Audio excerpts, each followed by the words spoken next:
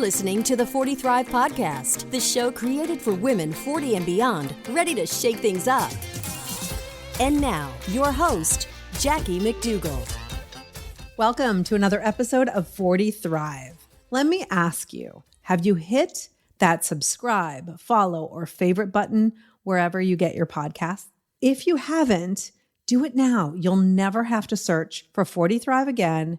And if you find yourself with a free 3 minutes or so, please feel free to share an honest rating and review. This show was created for you, so we want to know, what do you love? What do you want more of? Help us out so we can create the best possible show for you. We got a great episode for you today. I am talking with Stephanie Dodier. She is a clinical nutritionist and certified intuitive eating counselor, a speaker, a podcast host, and creator of the Going Beyond the Food method. Stephanie's first diet was at 12 years old. How many of us can relate to that? Raising my hand right now, I think my first diet was at 9 years old. Her 25-year dieting career is what is fueling her passion. She shares her personal journey as a source of inspiration while educating and empowering women to reconnect with their power and live their life to the fullest.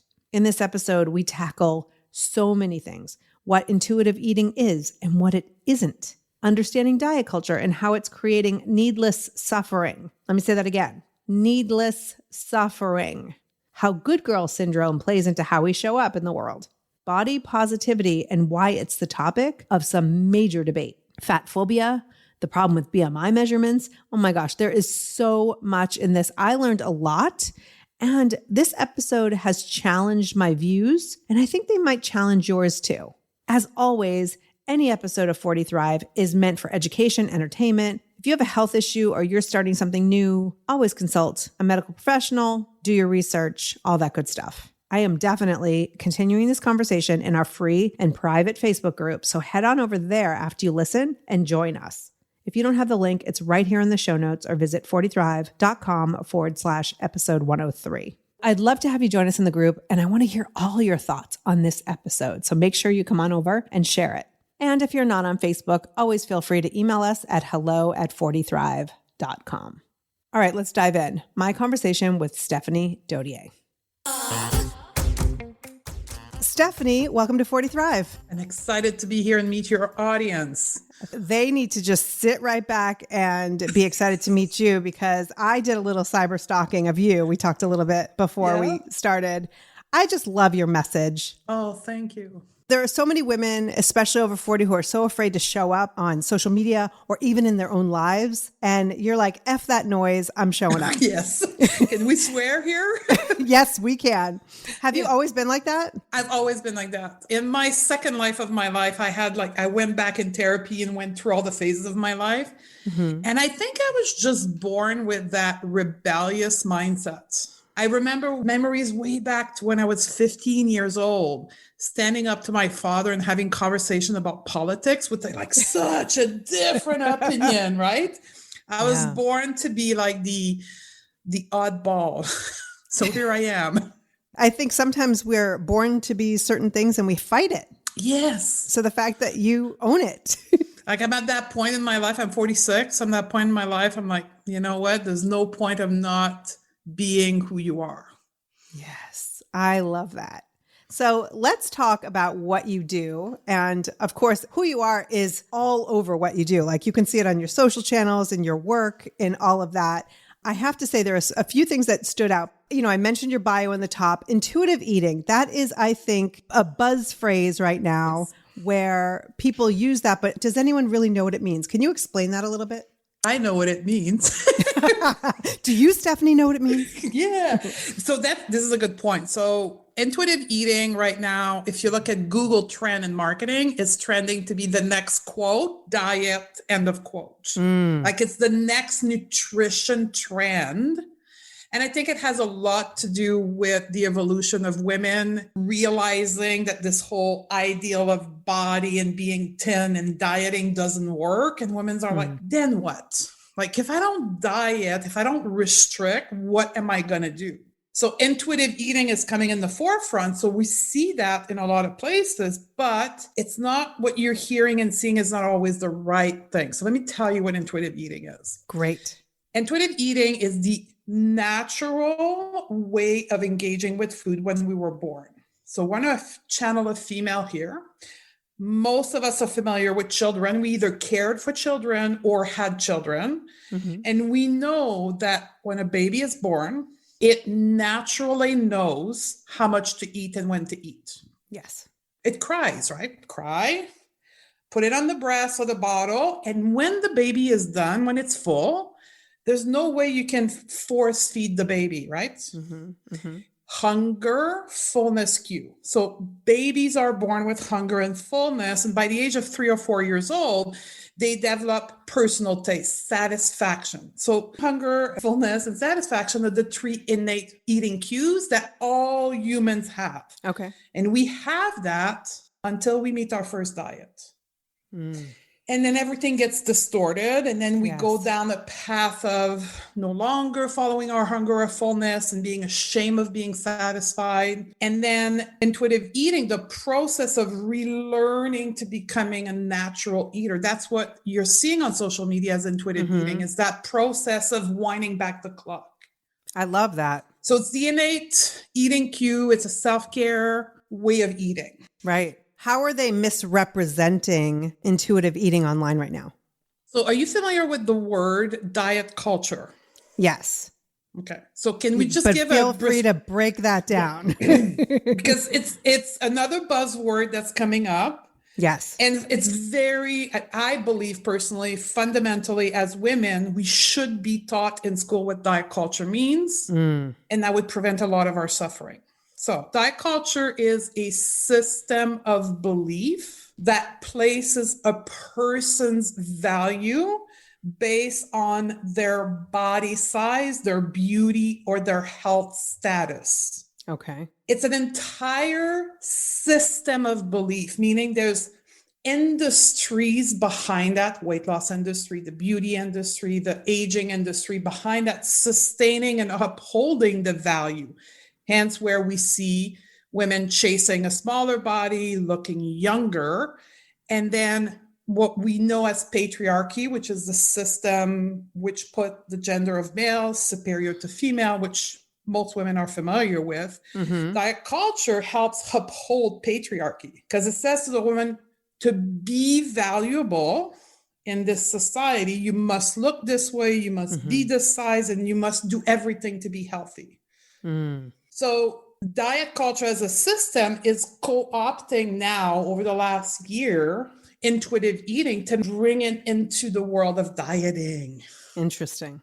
So now we're seeing intuitive eating for weight loss or intuitive eating low carb, like all these crazy things that have nothing to do with intuitive eating. Right. But with diet culture. Because they know that the Google AdWords are intuitive eating. So why would they not jump on to leverage themselves during this time? Yeah, because the weight loss industry is like, we can get into a whole bunch of feminist conversation, but the weight loss industry is only surviving because women are willing to spend money. Right. So now the awakening that we're starting to see is more and more women are saying like, I don't want to diet no more. I don't want to buy your program. Like, I don't want to restrict myself. And the sales are going down. So the diet industry is like, okay, so what's my next move? Right. Right. And that's where the whole wellness dieting comes in and co-opting diet culture and co-opting health as a mean of keeping the industry going. It's basic corporate sales, right? Right. You touched upon something that I definitely wanted to ask you about because you talk about feminism, being a feminist in your work. And I was like, wait, how do you tie that in? But is that because of the weight loss culture? So dive into that a little bit more. Absolutely. So as a feminist, we are here, or we believe that we should claim back our power through the various systems that have been built around women to control women and suppress women. We've done that we can go back to the late 1800s, the right to own land. And then we went into the right to vote. And then 40 or 50 years ago, we earned the right of having our own bank account. Think about that. Right. Yeah. During our lives, women could not have a credit card without a man co-signing. During our time. Mind blowing. I'm tapping my head, but when I was educated on the story of women's history, I'm like, wow, my mom, that's my mom. Right. So, and now we're saying, so we have claimed back our power. Mm-hmm. Now we're into the world of our own body. Mm. Right now, as we stand, for most unconscious women, like I was 8 years ago, I wasn't in control of my body. I thought I was, right? Mm.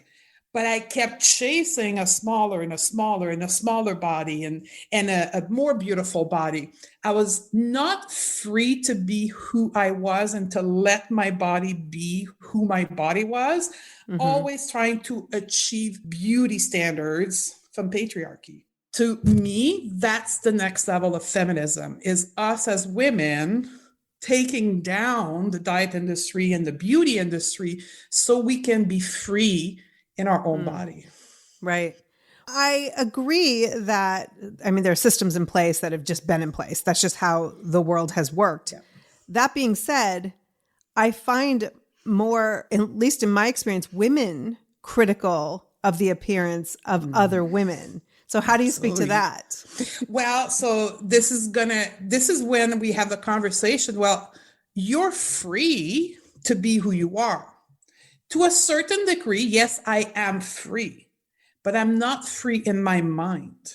The way my mind was socialized. So all of us as women, we are born with, call it a neutral brain. And then as we grow up in our family circle and our friends and system, we are fed the way we should be, right? Yes. Yes. That's what I call the good girl syndrome. Yes. I just heard you talking about that recently. So good. Right. So, and this is I have learned that through my own journey in therapy. This is a known syndrome in psychology where women are trained, what we call socialized. From the time we get our first Barbie doll and our first doll, and we're told be smart, but don't talk too loud.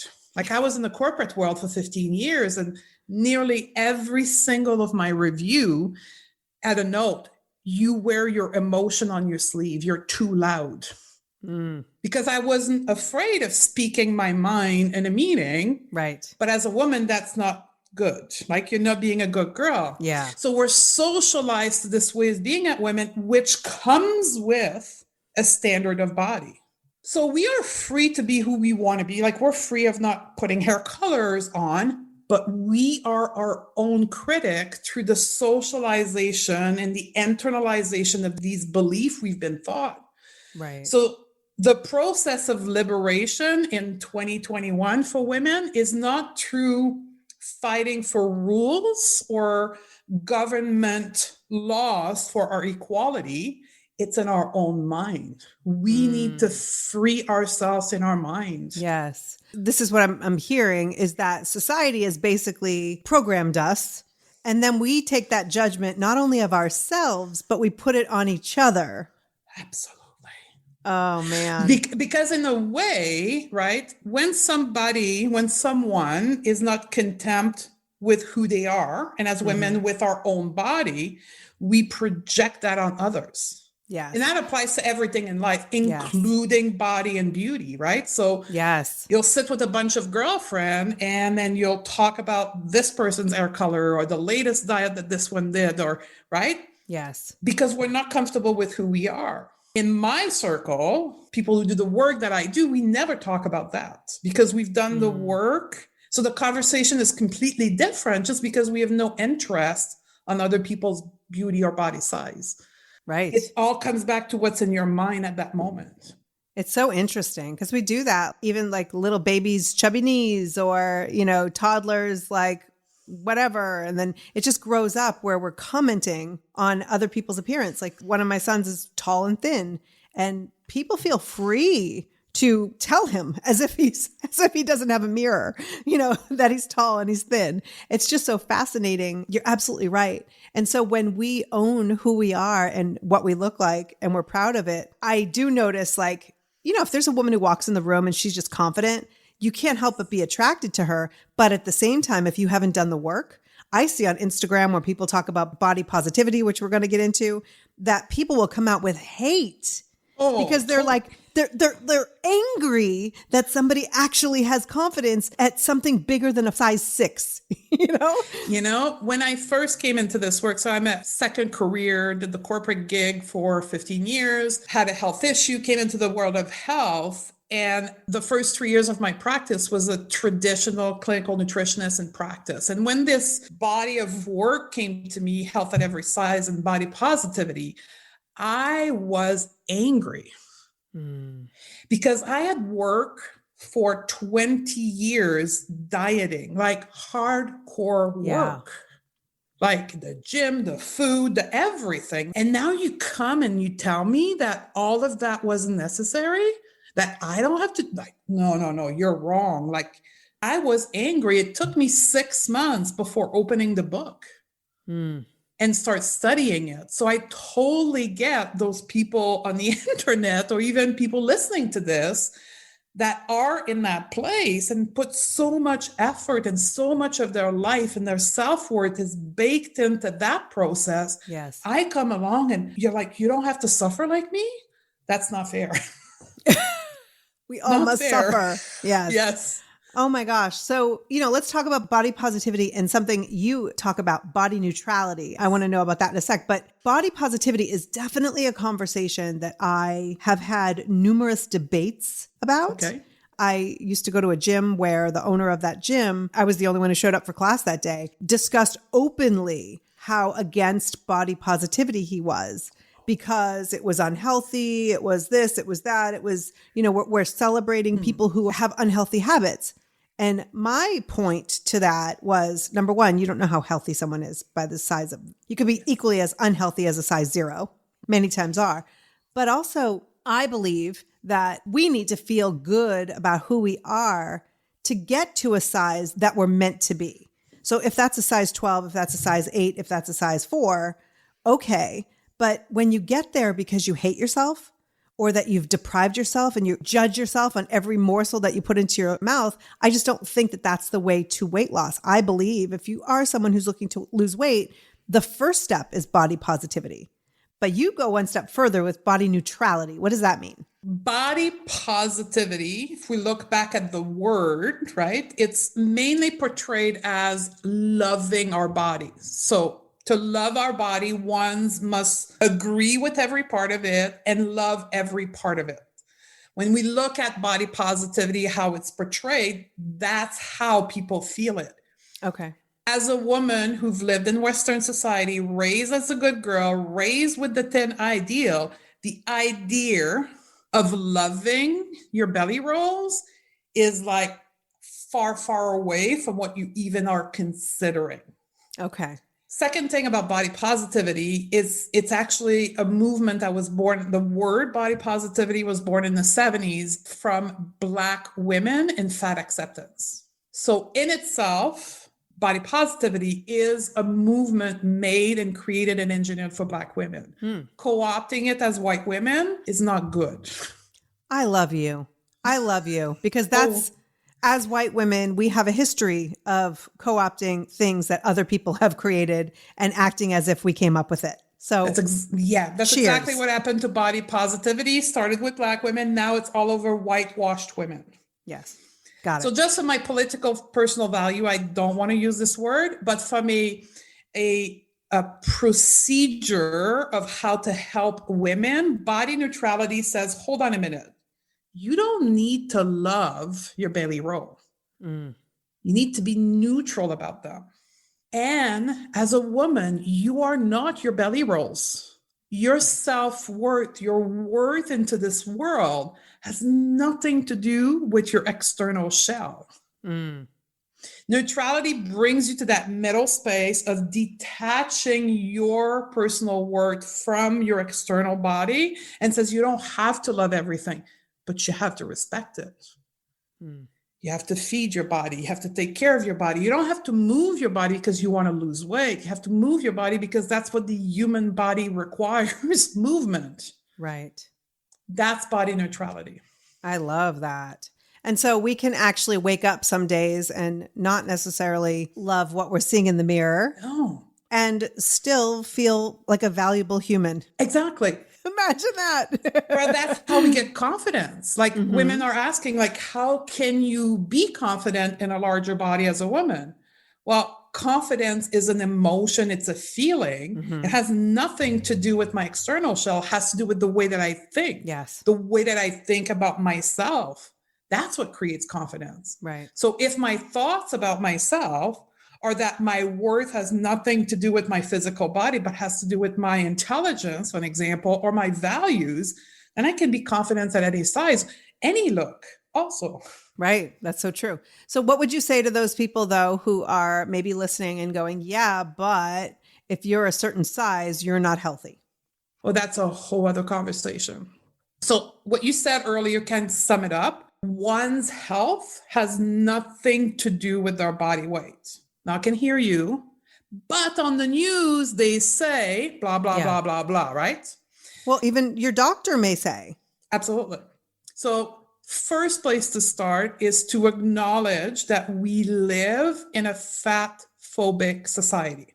Okay, so let's start with that. What is fat phobia? Fat phobia is the fear of fatness, the fear of being, quote, overweight, end of quote, right? That fear that we are socialized to very young, right? Especially as women, we're socialized that being fat is the worst thing that can happen to you as a woman. Our entire society is built around this concept that we look at the industry of clothing, of fashion, beauty, medical industry. There's a huge amount of money that is made in the medical industry on the fear of fatness, either through surgery and medical pills and so forth. So recognize that your desire to lose weight is a representation of how our society is built. Two, it's built into our medical system. Up to the beginning of the 1900s, body weight had never been part of one's health. It got baked into the context of health in the mid 1900s as diet culture started to arise. Interesting. Women were going to their doctors saying, I want to lose weight. And then it became part of it. And then, I could go through the history of BMI. Then I can even look at research. There's a big research that was put forward in 2016 on 40,000 individuals. That's a huge study. And the results were exactly what we in our field have been saying. Independent of body weight, we have the same ratio on health marker with people in the quote obese category and unquote, or the normal weight. Okay, so research is even showing it. So why does it keep showing up in the doctor's office? Because our doctors are fat phobic, just like the rest of the population. Right. But listen, I'm not a doctor. I'm only going with what I've heard. So please educate me. But what about things like type 2 diabetes, hypertension? Look at COVID alone, where many people who, at least what I'm reading, again, not a doctor, have not done the research. But what we're being told is people who are overweight, obese, are having a tougher time. How do you speak to that? Like, I'm all for body neutrality, living in a body that you feel good in, moving because you should move, eating things that are nutritious for you, but not restricting yourself. Like, I'm all in. But how do you speak to that when disease, at least the medical community, is tying disease to our weight? So I'll go back to what I just said. Number one, right? How we create the study. We create the research with the pre-assumption that fat is bad.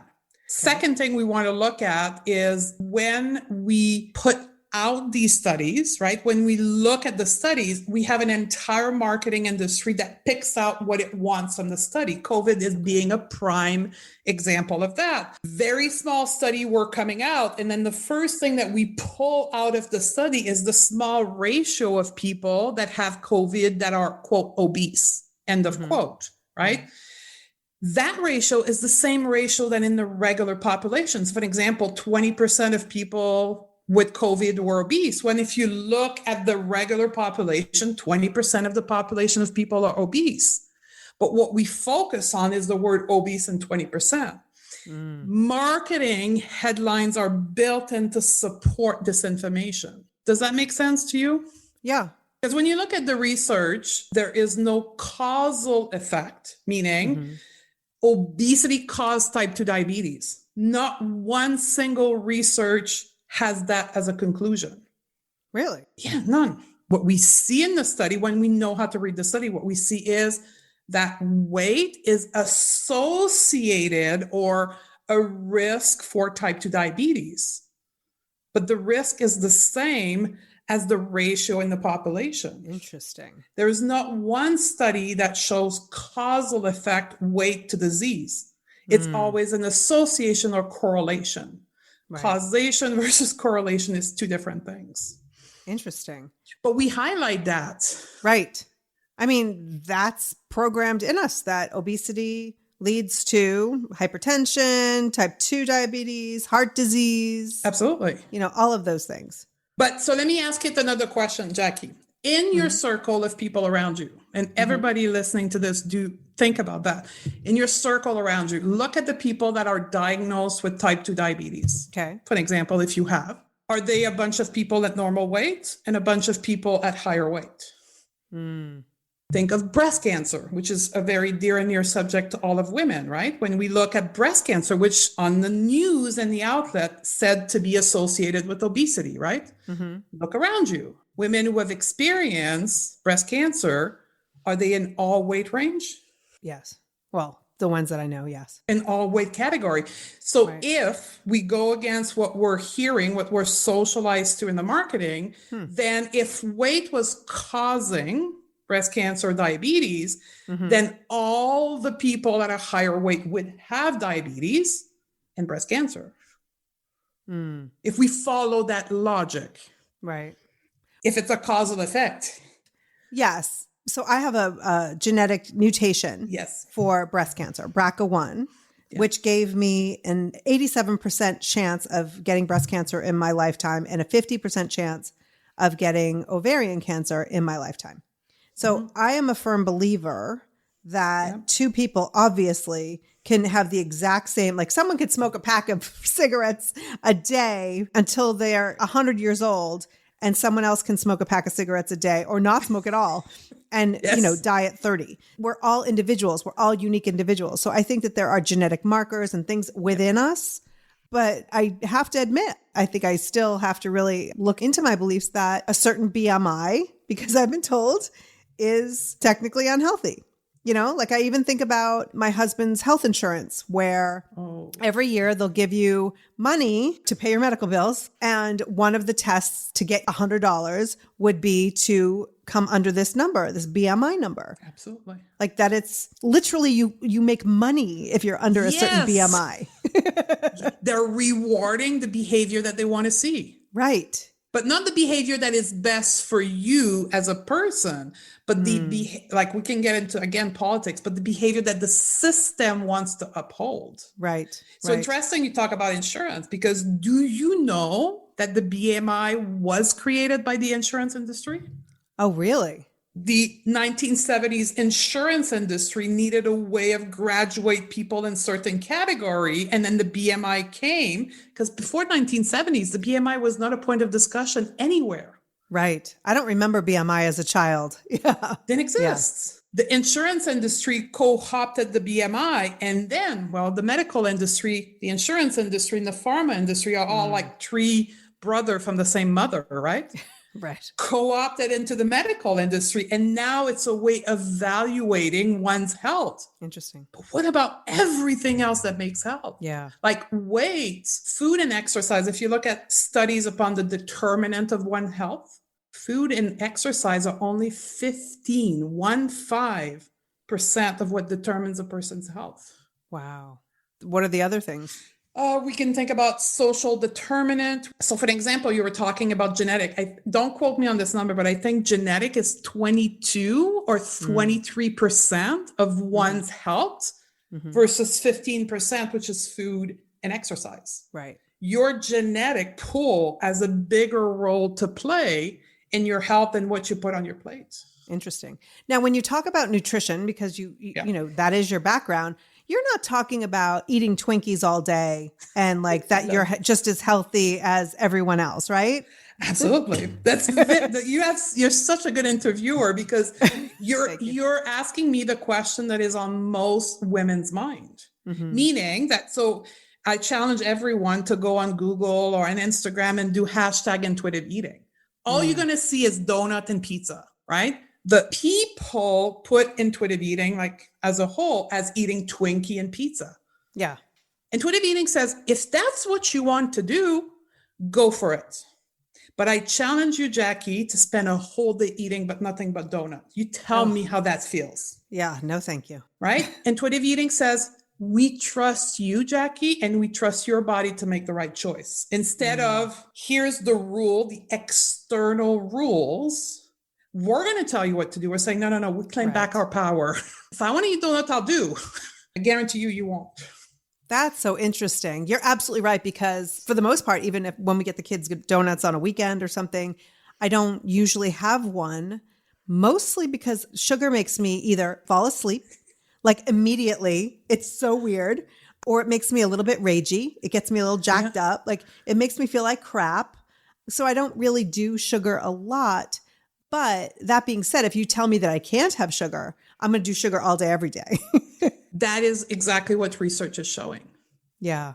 Right? We hear a lot about, for an example, sugar addiction, right? Sugar is addictive. Well, okay, cool. Let's go see the research and let's see what research is telling us. So first of all, we're not allowed to do research on human by hyperfeeding sugar. So it's a study on rats. So we look at rats, 3 core groups, rats, I was going to say people, but rats that are given access. I know some people who are rats, so it's all good. We give it full access to sugar to rats. Like we put a sugar water, they can have as much as they want. Another group, we say you can have it and then you can't, which typically is dieting, right? In and out, in and out. Yes. And another one we never give them.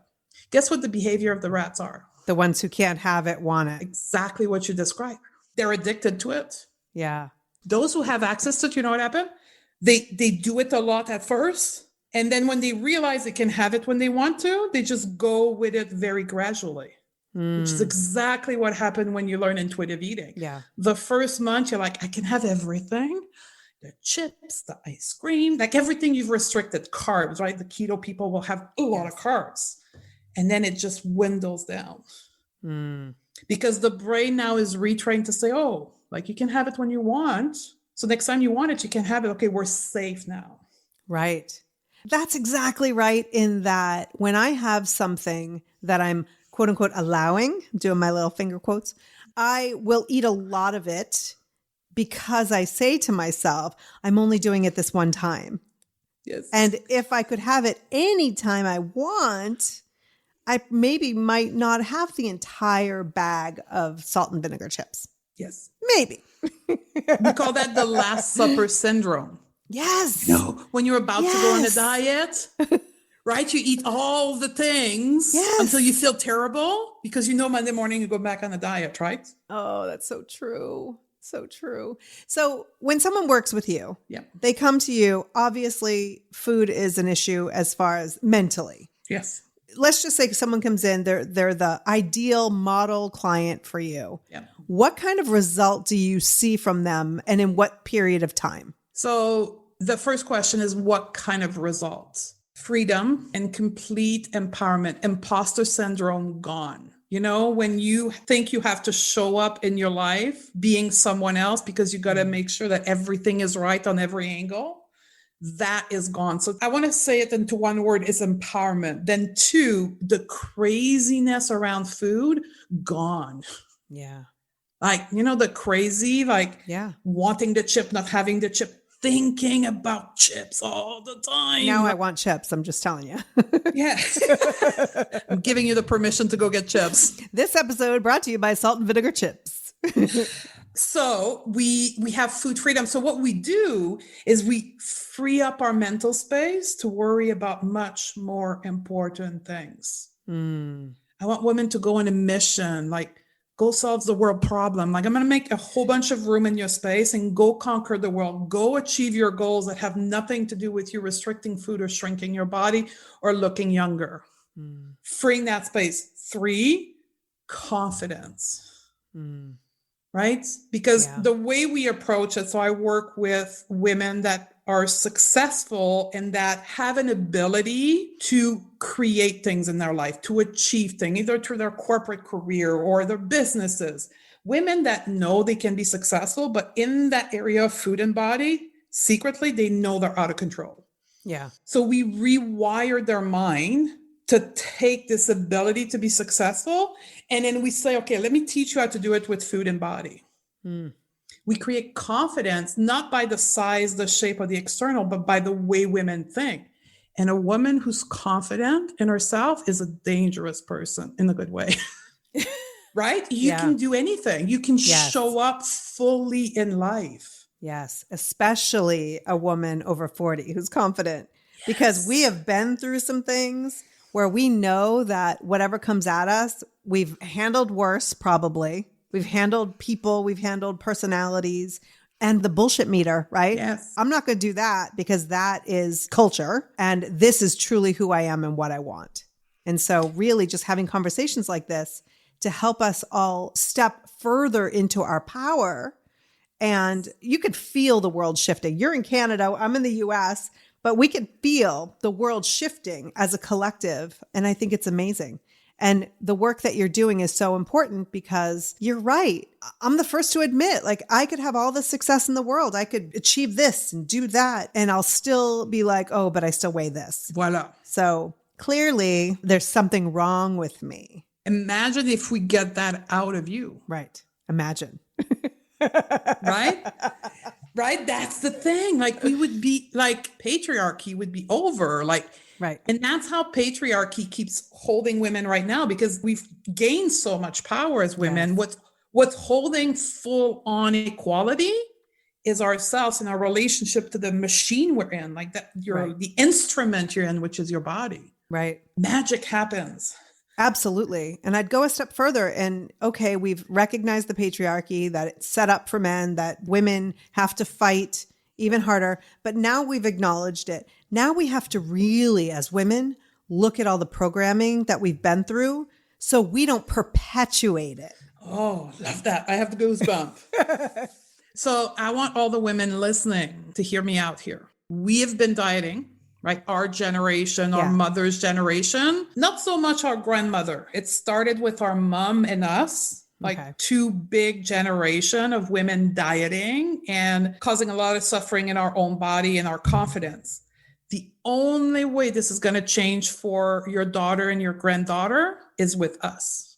Yeah. We have to release for ourselves the shackle of diet culture and go and conquer the world, because we cannot wait for the weight loss industry and the beauty industry to change things.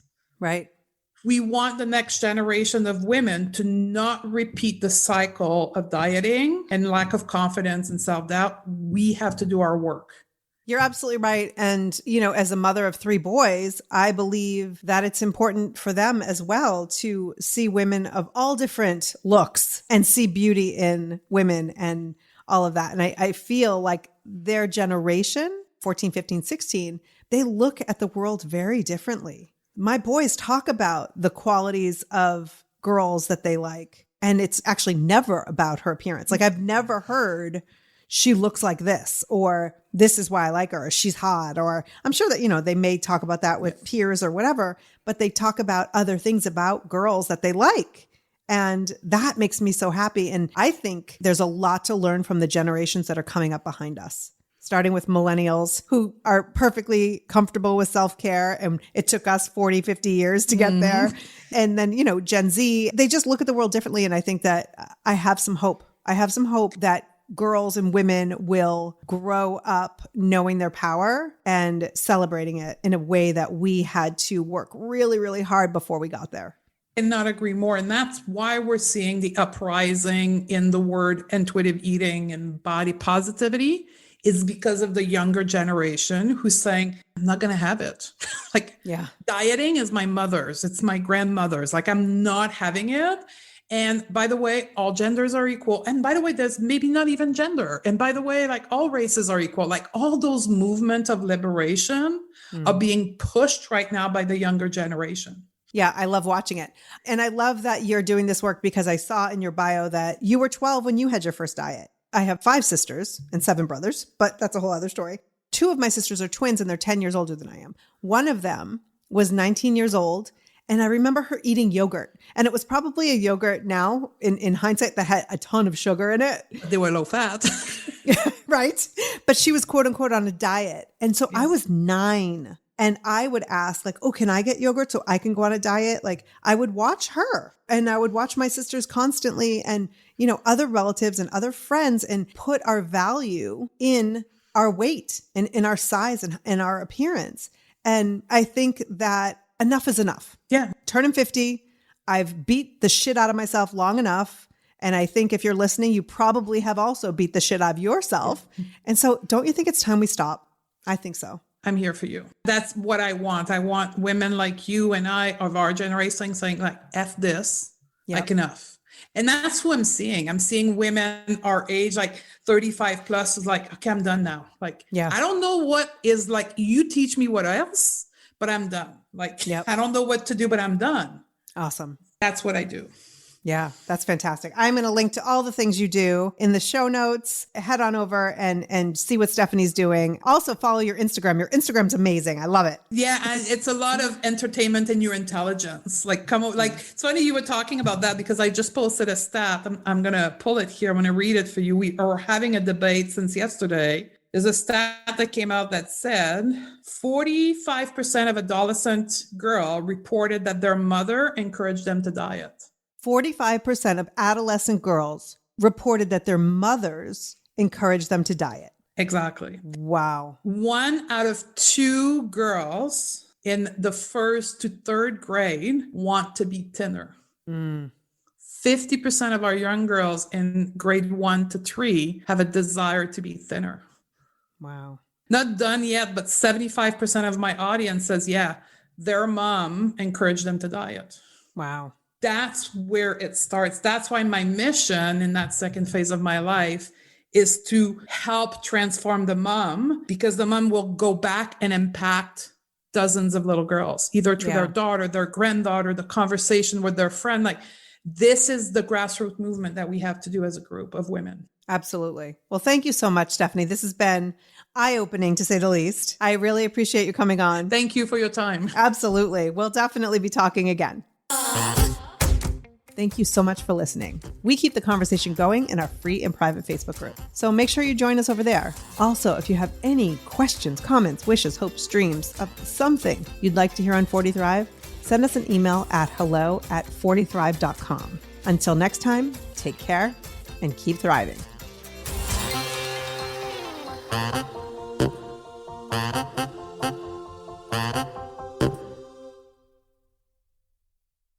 Spring has sprung, and with the change of seasons, sometimes comes an increase in vitality. If you're feeling in the mood for a little more personal time, may I suggest Coconut. Coconut is all about providing clean and natural ingredients when you're enjoying your most intimate moments, with or without a partner. Naturally safe products developed by people who are obsessed with quality. Get 15% off with promo code GROWNASS at grownasswoman.guide/Coconut. That's 15% off with promo code GROWNASS at grownasswoman.guide/Coconut.